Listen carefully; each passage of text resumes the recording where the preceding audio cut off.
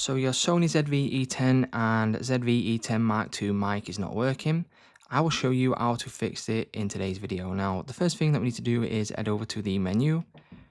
And from here, you want to make sure that you head over to the second menu option.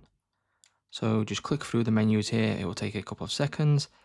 And then once you're on the second one, I think it's the third menu we need. So the audio settings, which is this one right here. Now, what we need to do now is click on audio recording level.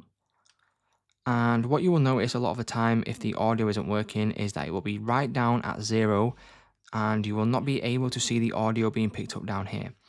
So what we want to do is turn this up to around, I like it around between 25 and 28 is the sweet spot for me personally. And then what you can see is you will be able to see the green bars coming up and down, which means that the camera is now picking up any audio with your speaking or whatever audio you're trying to record, right? So once you see this, that will mean that you have done this successfully and that the camera is now picking up any sound.